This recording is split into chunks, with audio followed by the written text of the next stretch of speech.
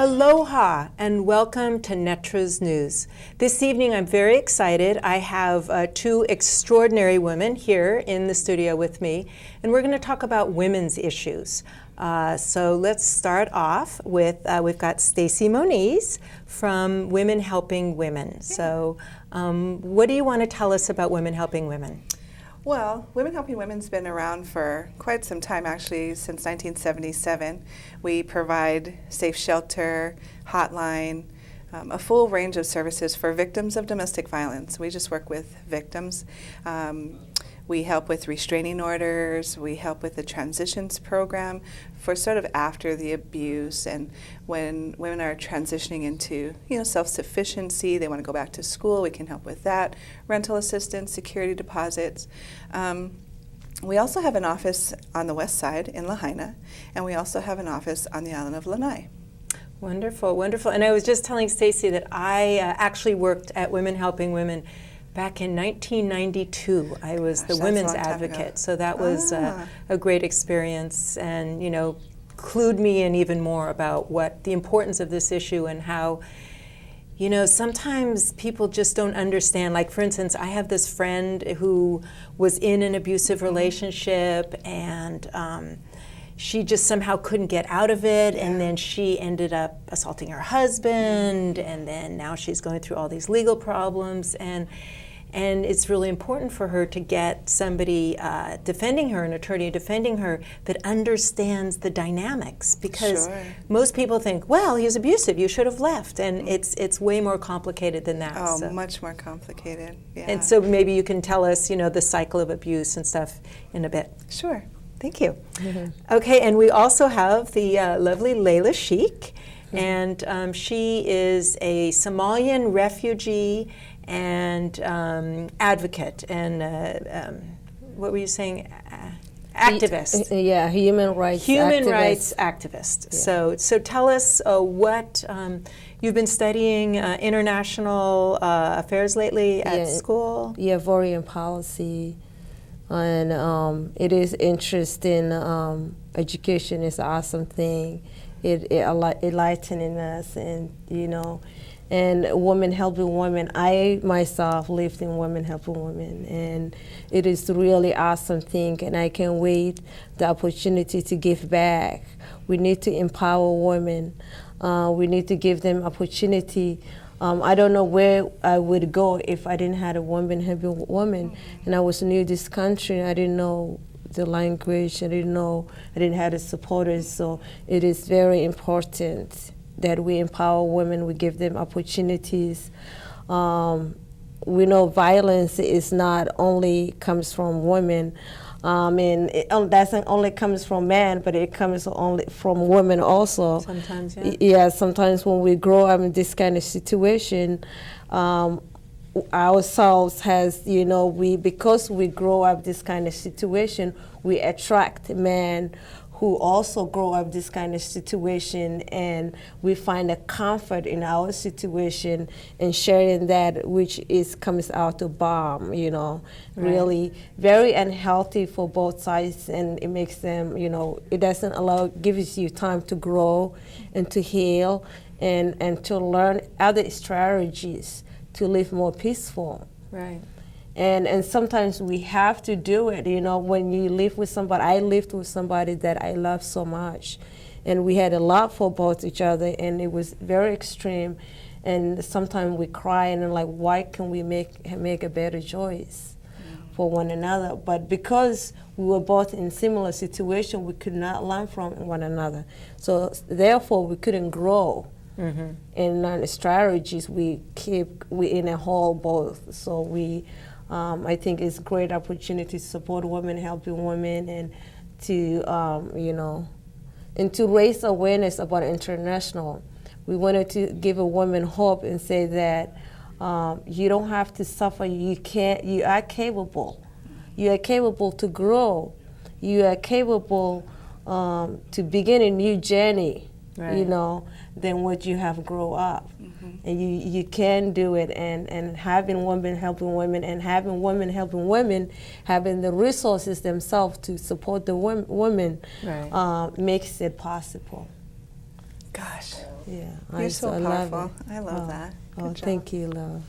Thank you. So, yeah. So did you want to talk about maybe the cycle of abuse? Sure. You know, like Layla, I am a survivor of domestic violence, and I stayed in our shelter as well back in the 80s. And so I'm usually call on my own personal experiences to talk about domestic violence. I've been doing that for a long time. But, you know, domestic violence isn't just about the violence. Everybody sees, you know, the bruises or the black eyes, but it's so much more. It's about emotional abuse and psychological abuse and spiritual abuse, and it's about power and control. It really is. It's not, it's a whole belief system. It's, you know, men batter in our country and in other countries because we let them. And it's been generations of us allowing this behavior. Only recently have there been laws that protected women and children from abuse. So, like Layla was saying, it's generational. We pass this down. We learn this in our families, and then our children will learn that as well. So our goal is to stop that cycle, that generational or intergenerational cycle. And there's also a cycle that the relationships go through where things get better. The honeymoon phase, we call it. Life is good, everything's going great, but then tension starts to build. And you know what? Tension builds in every relationship. Right. But in an abusive relationship, it will escalate to a point where there's an explosive, usually violent outburst. And then usually following that is an apology. I'm really sorry, I had never meant to do that. Right. You know, sometimes they'll say, I grew up seeing my dad beat my mom. I never wanted to be like that. And then there's this loving reconciliation. Things are good, and we go right back into the honeymoon phase. Right. But after a while, relationships evolve, and then there really isn't that apology anymore. And really, women are expected to just know better. You should know that that makes me mad. Why do you do that? And so then it's just tension, violence. And there's periods where things get better and worse, better and worse. So it's a cycle that goes on and on. Because we women also, we see that, you know, because we are motherly and because we love the man and because we make excuses for his justification, we tolerate with that, and we hope like, oh, because this was his life, he didn't mean to harm me. Right. And then men themselves see that as an advantage, you know. Sure. Like, what are you gonna do? Were you gonna go and come back? You know you're not gonna do anything different.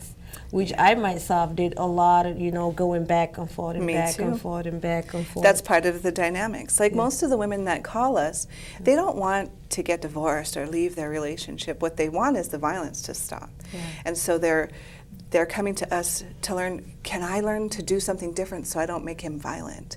And so we have to teach them that really violence is a choice that he's making.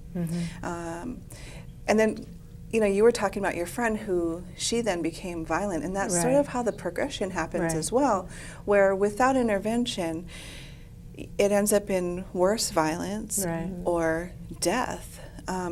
So we would love to be able to intervene before the violence happens again. We talk a lot with women about the fact that it doesn't only have to be physical for it to be domestic violence.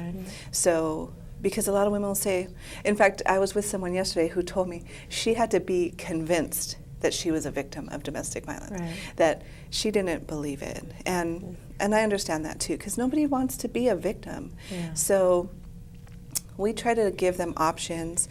The shelter is often a very quiet, safe place, even with a lot of kids. Like right now, we've got 11 women and 19 children at the shelter. It's pretty busy, but it's still a nice refuge to come and think where you're not under pressure. I mean, I've talked to women who literally can't even choose what they're going to wear to work. They're so fraught with anxiety because yesterday this outfit made him so mad, but last week I could wear that. And I never know how he's going to react when I put this outfit on. Do I look like a slut today?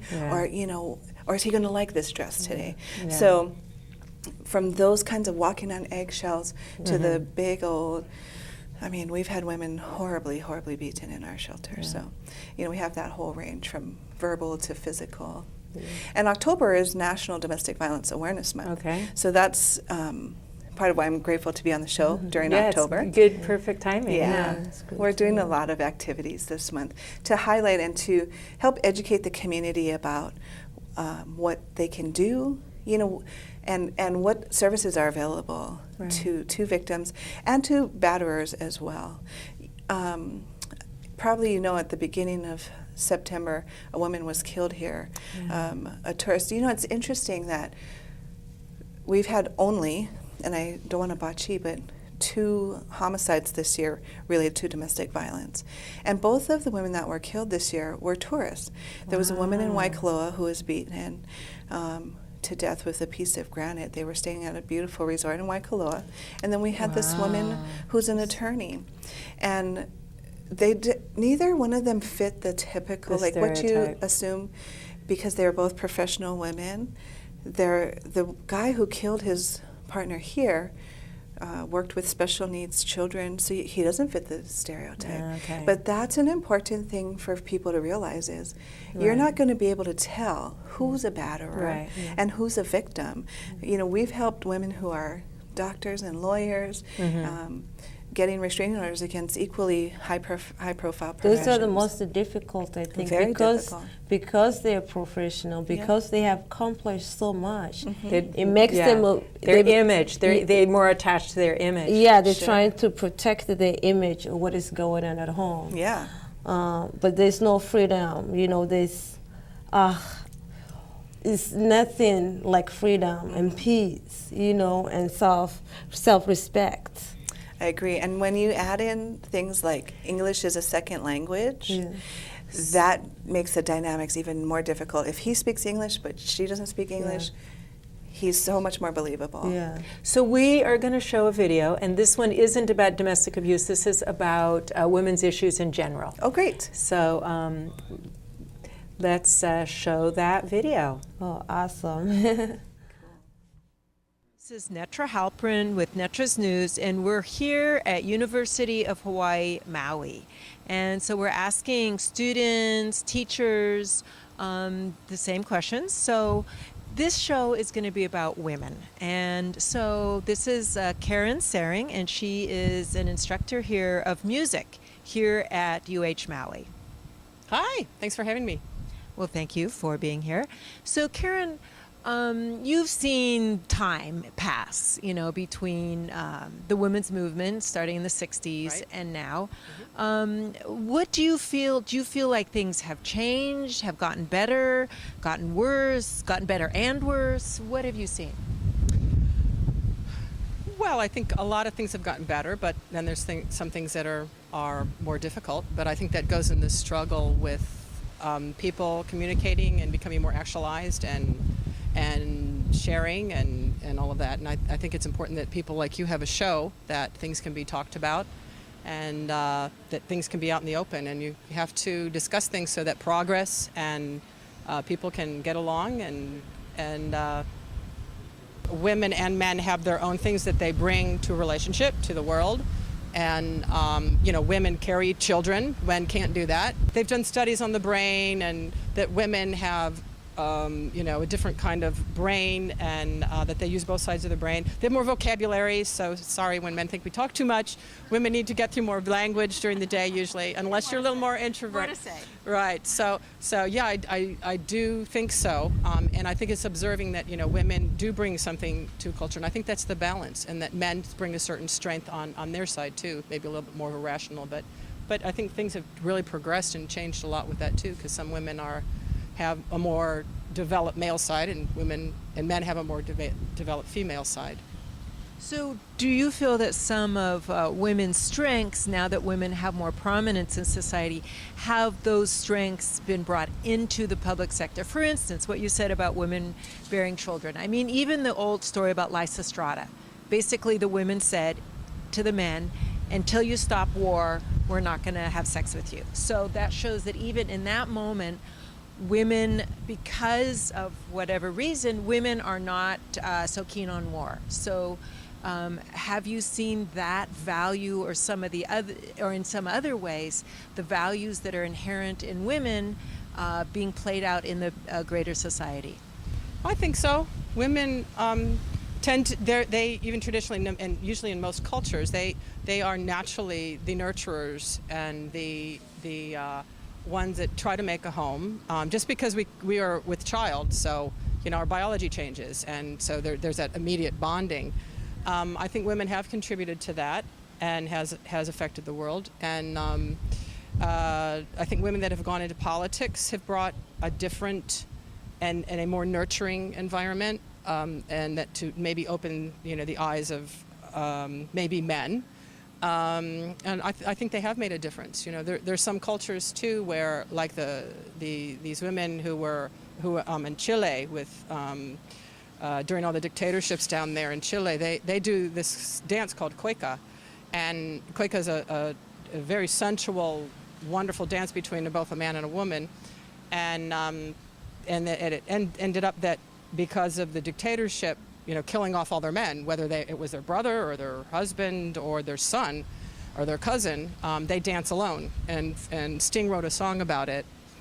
And how they did that is they took out this dance, and they very gently would do what we're doing right now, which is standing in front of a building and talking and doing something. And they just went and with their guitar and their dance, and it's women who dance alone, and they did some traditional cueca dancing in front of a government buildings, and they wouldn't dare arrest them. So is that better than rallying? Is that better than gunfire and all of that? So, yeah. The feminine touch to social change. Okay. And in your field, music, what do you feel the feminine or the female contribution specifically has been to the field of music? Girls, girls, girls. In my culture, I'm studying specific islanders now. I'm also from Africa, and I'm learning that how the similarity in those culture that has the women have to listen to her husband, and she cannot travel. So she has to, the man is the head hold. We do here in Hawaii too, in America. But I wanted to know the perspective of what do you think as a person about that idea?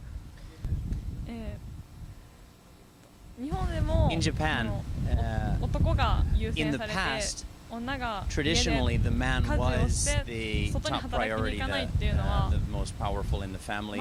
Women were expected to stay at home, do the dishes, take care of the house, and they didn't have as many opportunities to work outside of the house. Recently, however, that's changing, and women have more opportunities to work outside of the house. Men are actually taking over more responsibility at home, doing the dishes, taking care of housework. So it is changing, and in some ways, women are becoming more stronger than men in Japan. How do you feel about that as a person? In the future, if I get married, I want to find a man who will do housework. So I think it's a good thing. Yeah. I love it. Sometimes it's difficult as a man to express my feelings, to be able to relate to others emotionally, but with training and with practice, as a man, I can come out and be able to share my feelings and my emotions, and build those nurturing skills. I think women have, if this was a race, women started the race first because they are able to give birth to a child. So by necessity, they have to be nurturing. They have to practice that virtue. They can't slack off from it. It's required. So, but men also have those virtues, and they can be cultivated. It just takes time and effort and persistence and caring about a better world and for yourself. Well, I absolutely agree with you. And so can you please tell the men out there that it's worth it? It's definitely worth it. Come face to face with yourself, being able to see where your drawbacks are, where you have strengths, and to build up the weakest parts of you to make yourself stronger so you can relate to women, and they're going to love you for that. And when he said build up the weakest parts to make them stronger, he didn't mean bench pressing. Yeah, your ability to communicate your feelings, to express your feelings, to be able to pause when you feel angry, and to consider your next steps, and be peaceful in the way that you carry yourself. Absolutely, and I'm all for bench pressing. I've done it myself too, but I just wanted to clarify that. So, okay, well, thank you. That's very encouraging, and I think a lot of men maybe don't know where to start. And the women, we had a women's movement. We learned how to be, cultivate our male side, our strength, and the men haven't really had a movement yet. It's kind of slow and dribbles and drabbles, but it hasn't gone full force yet. Well, catching up. Catching up. Okay. So- Well, thank you very much. I'm Kai Stone, and I'm Netra's news correspondent. I'm here with, Hi, I'm Holeya Kael. and I'm asking her a few questions about women's rights as a young girl. So, as a young girl, do you feel that women have the same opportunity as men? Compared to years ago, I think we do, but I don't think it's quite equal yet. There's still a lot of things that men are considered doing over women. I think higher positions in businesses and things, because when you look at a business, at most times men are the bosses. Even there wasn't even a female president yet. If you look at the wars and stuff, that's not really a point. I mean, it can be, but it's not really a point of view a woman would have. If the world was run by women, how do you think it would differ from having it run by men? I think women are more reasonable and less competitive, and it would be run more with more affection, or I don't know how to explain it, but I think it should be run by women and men because we need the balance. Okay, well, that was our video. Layla and I did some interviewing of just whoever was there. We didn't script these people. We didn't screen these people. This is just who was in our space that when we just grabbed them at the school or the park. And so this is what the community, a random sampling of people in the community said. Fabulous. It's great. We need to. Men is our fathers, our sons, our brothers. Man, without a man, there wouldn't be anything exist. So we have a lot of love in men and respect, and not all men are about violence or anything like that. Yeah.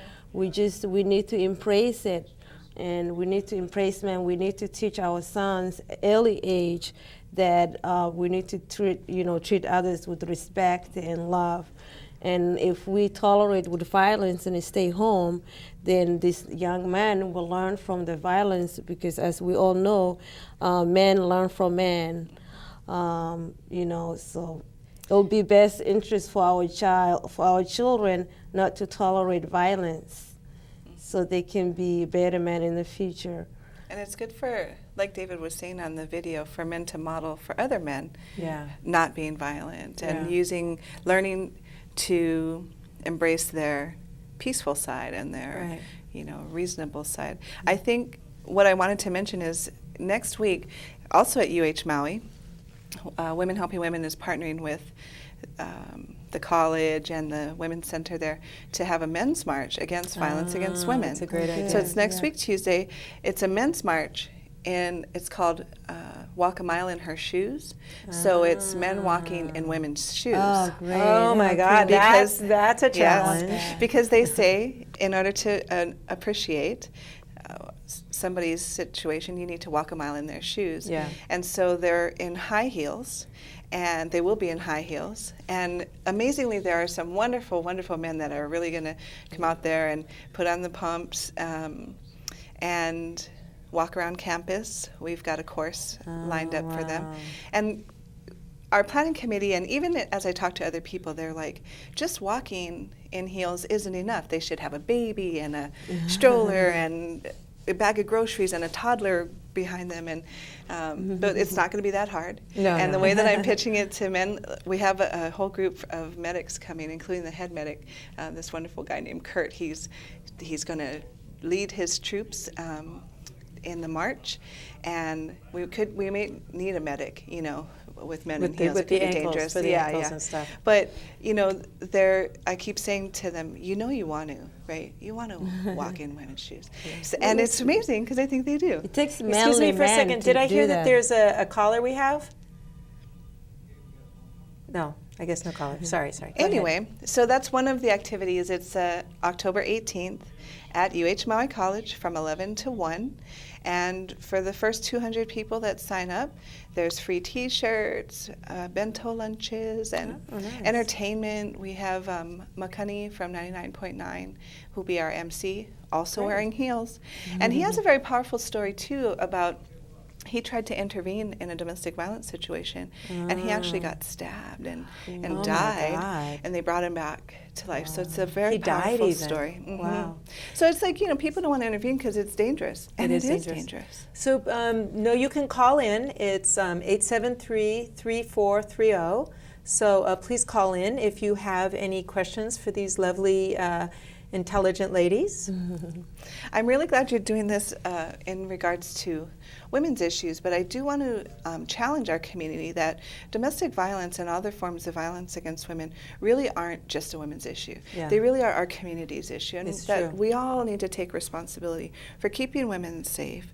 And we were doing some organizing around our vigil that's happening on the 21st of October, and we met with the women living in the shelter right now. And their biggest challenge was that there's so much shame for them associated with being a victim of domestic violence, and nothing for their abusers. The community just says, well, we don't know what to do with them, so we don't do anything, but we blame the victim. So I really encourage people, rather than asking why does she stay, why doesn't she leave, really ask why doesn't he stop being violent, or why doesn't he get help for his violence, because it really isn't her. And that's what they were saying, we're not doing anything wrong. So I just want to put that out there. Good, great, wonderful. And we have a call. So who is the caller, please? This is Lucy Feinberg. Hi, Lucy. Oh, hi, Lucy. I used to work for Lucy. So great. Thank you for calling. Lucy, what did you want to say? If there were two different things that you would want women to know about domestic violence, what would they be? If somebody just turned it on now, what is something that you would like them to walk away knowing that they may not know? And I'll hang up and listen to your answer. Thanks, Lucy. You're welcome. See ya. We work together a lot. She works at Parents and Children Together. They're another organization that provides domestic violence services, so what a great question. I'll give one answer, and then you want to give an answer? Okay. One thing? I think the most important thing to know is that you're not alone, and that this happens to a lot of women, 1 in 4 women. And I guess that's 2 things, and I'm going to add one more, that there is help available, and that you can call our hotline. Yeah.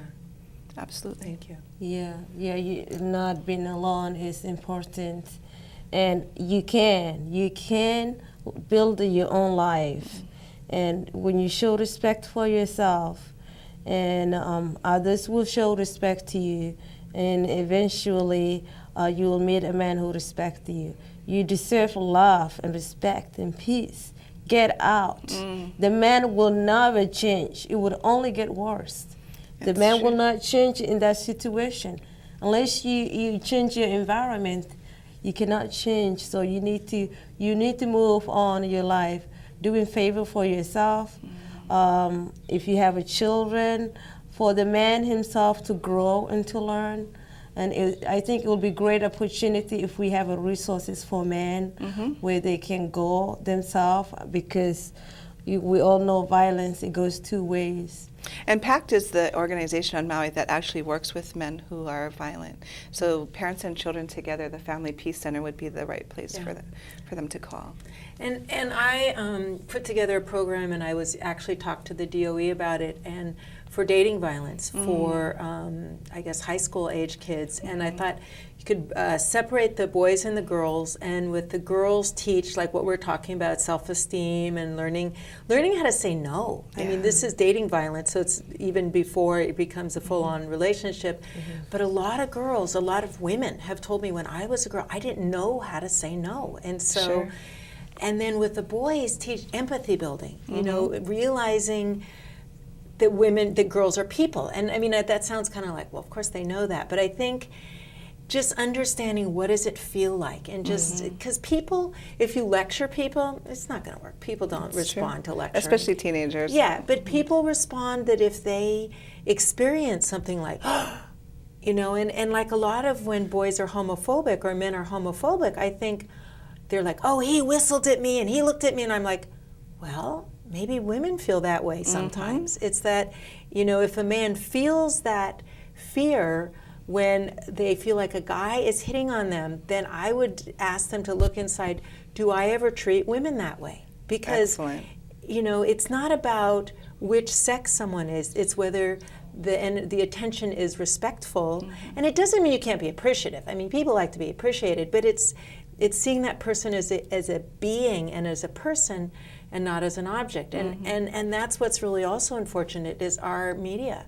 Our media basically still treats women like objects. You know, that whole women's movement came and discussed it, and it just continued on. I would say it's actually worse now than it was when I started doing this work. The objectification of women, the sexualizing and the violent images. You open a book and there's a woman laid on the ground in underwear with a guy's foot on her, and they're selling, I don't know, shoes or something crazy like that.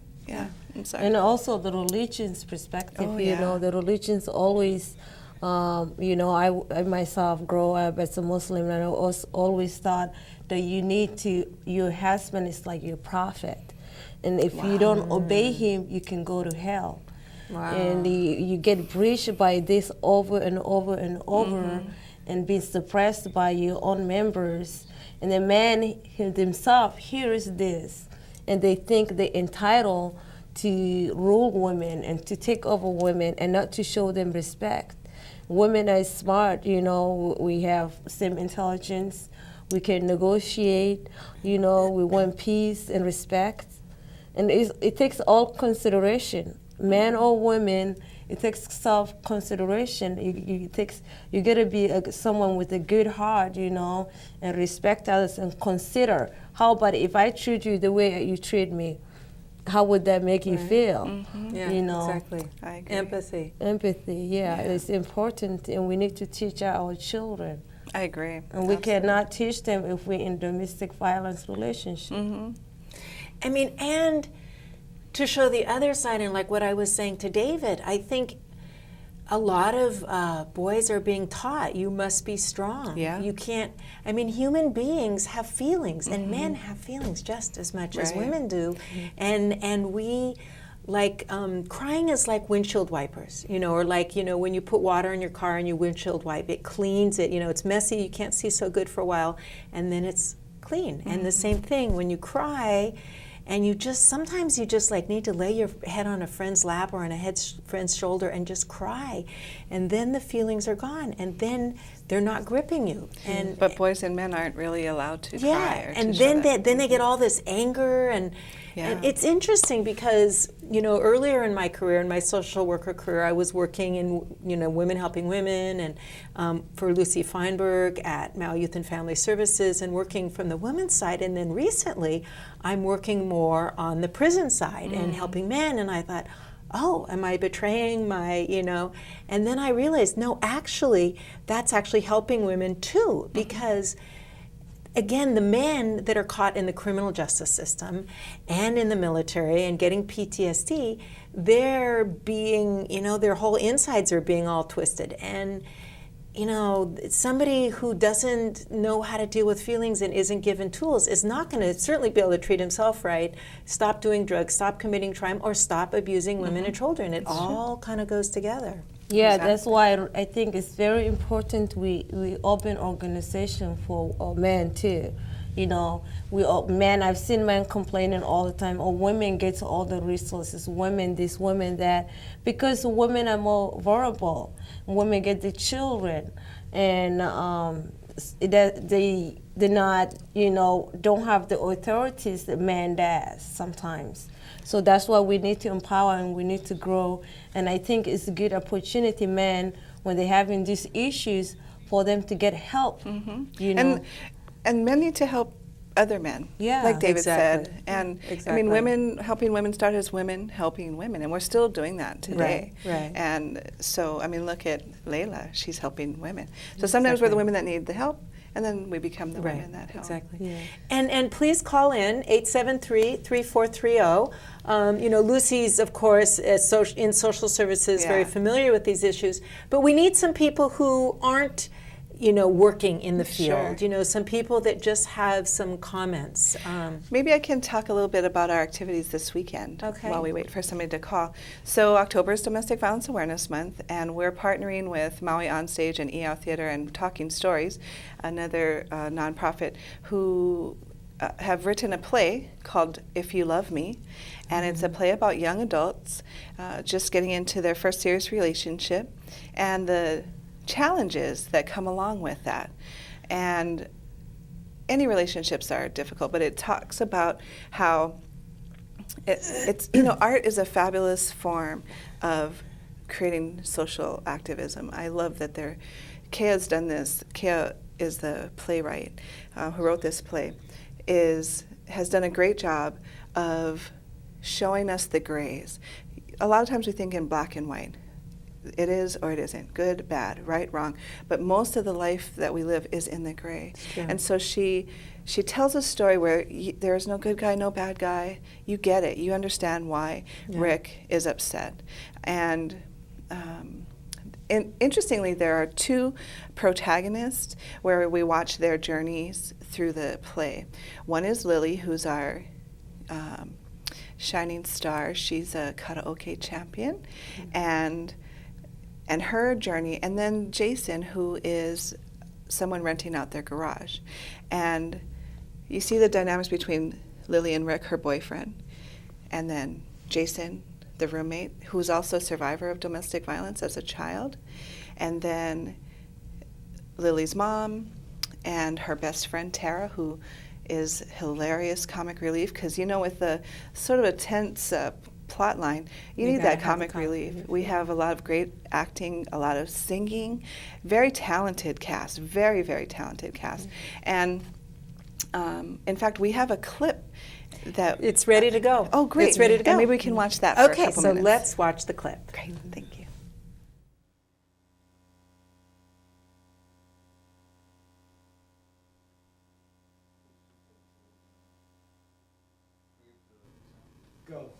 Ladies and gentlemen, welcome the Maui Island Kahoku o Hawaii Karaoke Champion, Lily. Thank you. I'd like to thank my mother, Mina, for being the best mother in the entire world. She has worked hard to support me, my education, and my dreams. I love you, Mom. Oh, I love you too, honey. Oh, fake bubbly for everyone. Tara, me, Lily, Jason. I'd like to make a toast to Lily, my baby girl. When you were born, you were special. I know, every mother says the same thing. But you were different. You were born with dreams. Yes, you were, honey. You could sing before you could talk. You could dance before you could walk, and you could dress and accessorize before kindergarten. Now, I made a promise to you, to me, to God, that you were going to be that somebody you were meant to be. Even if I had to kill myself to make it happen. So, to Lily, my baby girl, cheers. Cheers. Thanks, Mom. I love you. I love you too, honey. Oh, okay, the best part. Oh my god, I've died and gotten to heaven. Is that chantilly cake from Komoda's? Why, yes, yes it is. That cake is so expensive. And worth every penny. Free meal and free cake. What do you mean? The cake is the meal. Okay, let's go ahead and serve this.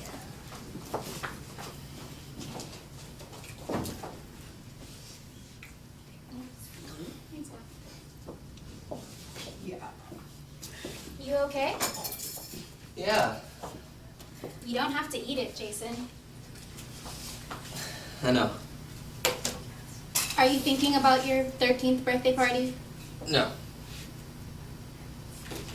Yeah. I was thinking about my dad. What about him? He was the one who picked the cake. He looked just like your mom did when she opened the box to show you what was inside. Like he was so excited to show me what he had bought. Like he wanted me to be happy. I forgot about that. It's just cake, right? No, it's not just cake. Well, what is it then? See? Yum.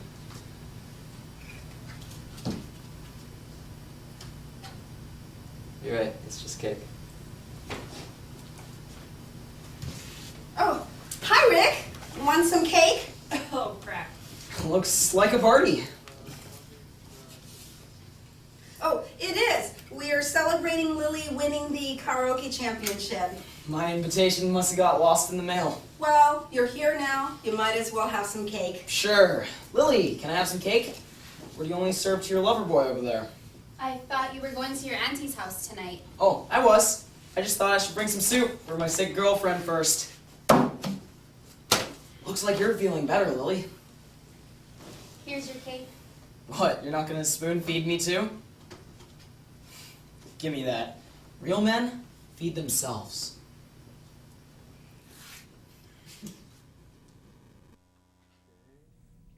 You can cut that. Yeah.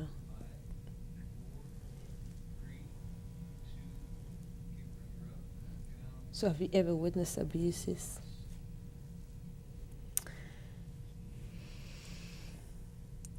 Oh, they don't have to show all that. Okay, well, that's Well, and Rick says it all. Real men feed themselves. It's a Yeah. set of belief system. Yeah. A belief system, and yeah. and yet you can see he walks in. His girlfriend's feeding this guy cake. What's going on? Yeah. He's pissed. So there's a lot of tension in that way, and real tension. You know, Yeah. you will be able to relate to everybody in this play, Yeah. as well as you'll laugh. You'll cry. It's very touching. It's very moving. They sing. Rick plays the guitar. He's just it's such a wonderful play. And it gets you to ask questions about ourselves, our relationships, and the choices that we make every day. Exactly. Mhm. I mean, the show will be more different than what we have seen. Yeah. Yeah, that's just a clip. That's just a small clip. Yeah. yeah. And I wanted to talk briefly. I know this show is about women, but I wanted to talk that because the women's movement happened in the 60s, and there's been all this emphasis on supporting women, and I think that's really awesome. And I'm happy, that women can have careers and women feel respected. And, I don't feel like in my career path that, women are discriminated against as much, or not so much. But anyway, but I think it's really important if there's going to be real change that men also make that change. And there is a women's movement. As I was saying to David, it's, dribbles and drabbles. And so if you're a man out there and you're feeling like there's something kind of missing, or that there's, what a lot of men did is they, like in my generation, they saw their fathers being macho and violent, and so then they withdrew and stopped having male energy and stopped having that kind of, male energy, which is kind of a lack, And so it's like it's a retraining for men to find out how to be a real man, which means having integrity and strength in integrity. And it's not something you're going to necessarily see modeled that much in the media, in the culture, but it's men's real essence. And so they can find it by working with other men. And women aren't going to teach you that. That's men working together with that. So I really encourage men to, if you feel at all so inclined, to start researching that. Absolutely, I agree.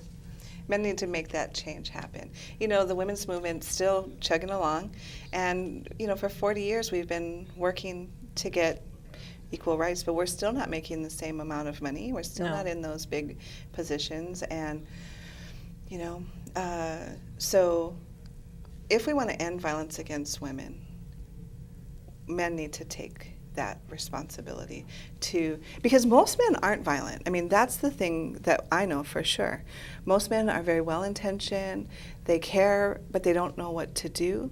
And so I would love to see some kind of activism done around men helping other men end violence against women. And that's where the Men's March on October 18th is coming in. I think that they're looking to organize. There was a small group of men at one time called Men Helping Men. They were really trying to organize, and they took sort of a pledge to not ignore violence against women. So hopefully the Walk a Mile in Her Shoes March will become an annual event, and it will become some place that we can direct men to go to help end violence against women. Mm-hmm. And something you said earlier about men abuse women if women let them. Mm-hmm. And also I heard that in cultures where women have power, the more power and the more egalitarian the culture is, the less violence there is against women. And so there's a direct corollary.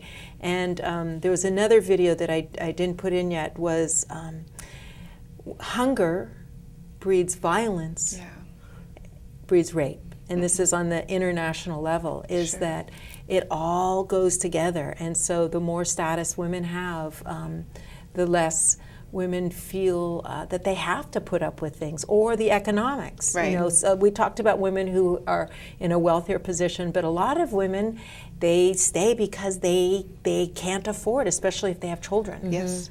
And what I had said was that, not that women let men beat them up, that as a society, we let men beat women, rape women, and we surprise them, and we make them, you know, it's women's fault. In my country, like when women get raped, it's like you exile, you know, you're ashamed. No one even talks about the man and what had happened. Not only you, but your child also becomes bad seed.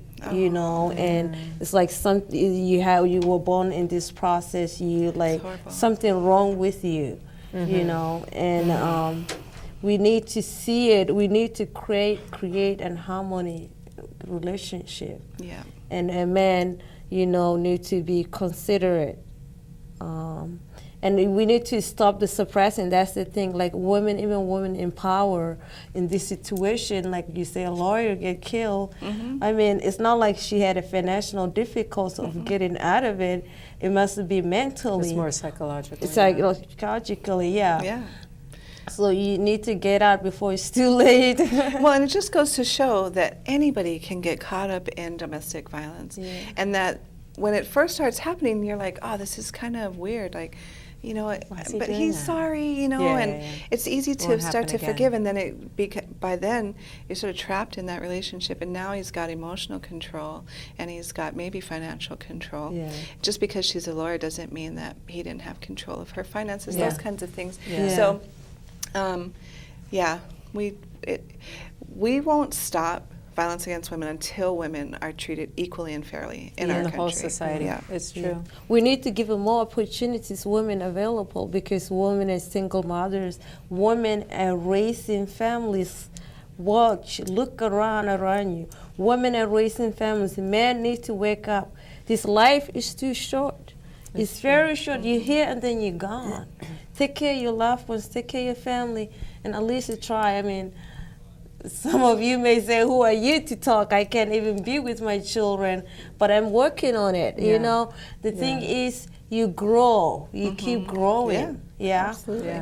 So you need to keep growing. I grew up as a little girl, and I was told like I was the ugliest, I'm nobody, I can't make it anywhere by the people I love the most in some more environment. But you need to see that hope is available. all you need to do is put your feet forward. Yeah. Just to keep going, even if of course you cannot know the future, but just keep going and looking for a better life. Don't get stuck. I do think things are changing, if I can add a little, on lots of levels, but especially with our young people. I did a talk at Lahaina Luna talking about business. It wasn't even about social services.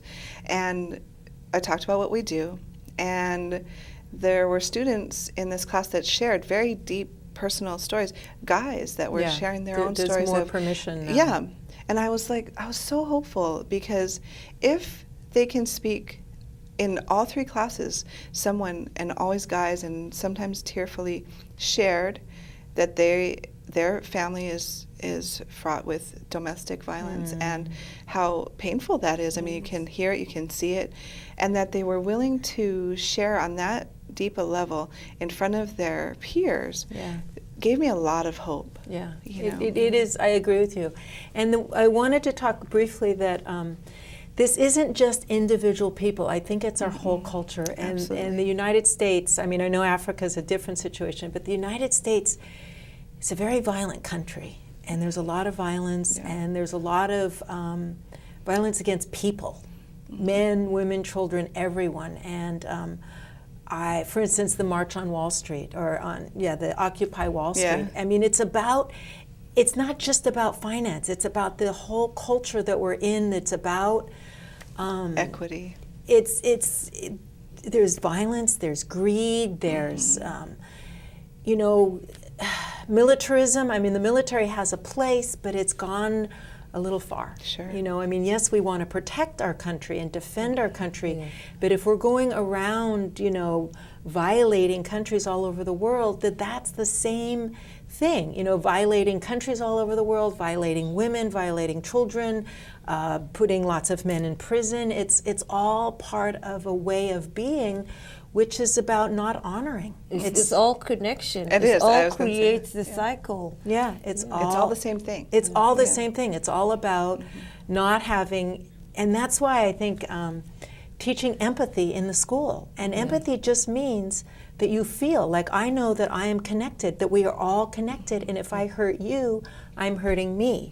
And I know that sounds cheesy, but we are all one ohana, really. And to hurt others, you have to harden yourself, and harden yourself from your own inner connection, because then you won't feel that you're connected and you're hurting others. And that goes with all kinds of violence. Is it important, I think, teaching empathy in schools is very, very important, because they teach all these businesses and all how there's a lot going on, and all they teach is to shut you down and more individualized. And we need to teach it at home. I mean, every home should be a safe home. I mean, it would be wonderful. And that's our greatest teachers. And I think that expecting the schools to teach that is a great idea, but we really need to learn that at home. And I think in families where domestic violence is happening, there is no empathy. There is, just, I'm afraid of him, so I'm going to respect him.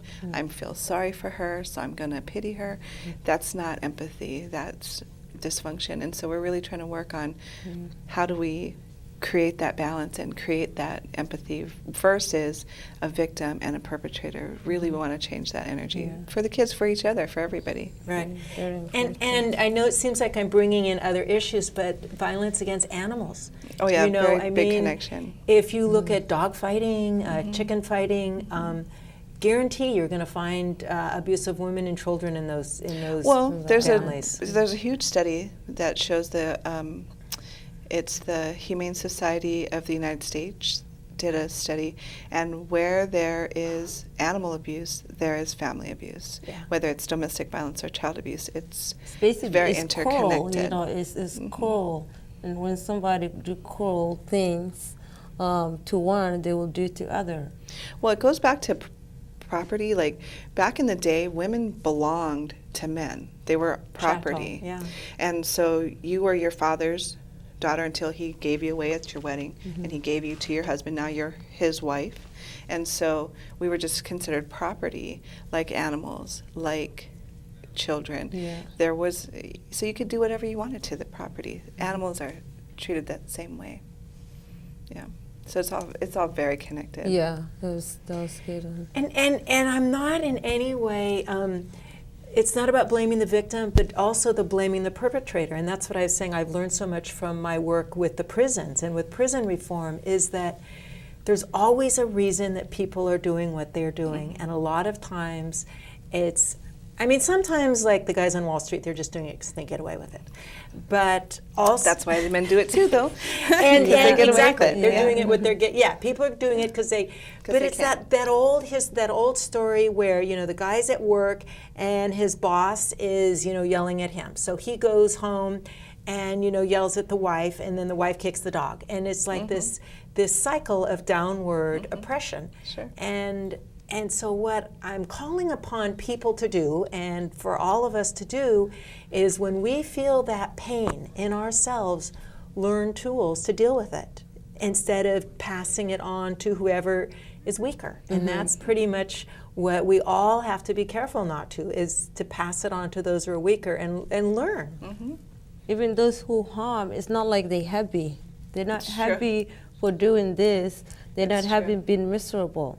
So why not get help, separate yourself. If you cannot control yourself and your anger, take a walk. Exactly. If you're spiritual, have a beliefs, try to seek, resources, find out whatever it is, read, self-thinking.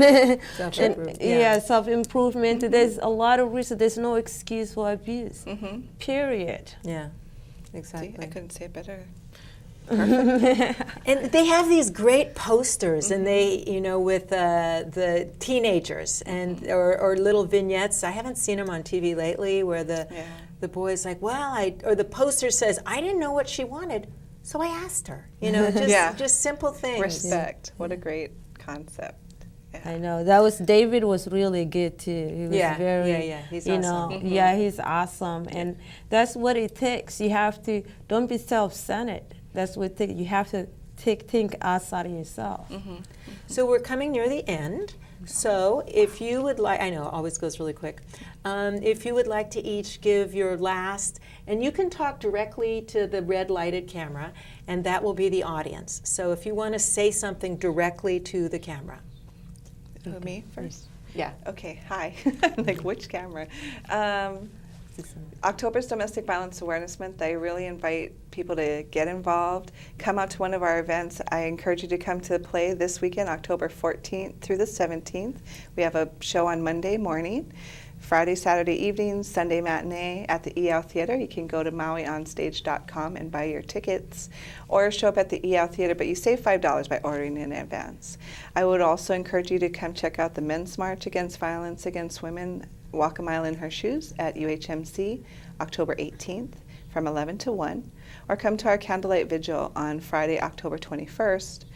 At 4:30, we're going to be holding signs out front of Kahului Shopping Center. So come and join us. We'll have signs.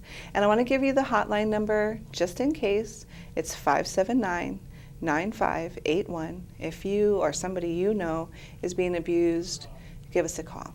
Okay, thank you so much. Okay, and then Layla. Get out.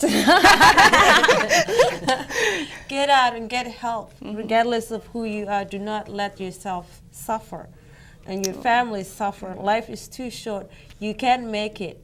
And help women helping women, create healthy families. Donate, support women helping women. Okay, thank you, ladies. Yes. You have been awesome. I want to talk about my sponsor, Threes Bar and Grill, over in Kihei Kalama Villages. They've got Hawaiian, Southwestern, Pacific Rim, music almost every night. They're delicious. Check them out. So thank you so much for coming to Netra's News. Our next show is going to be October 27th on foreclosures, Occupy Wall Street, and then November we're going to have bye-bye. Yeah.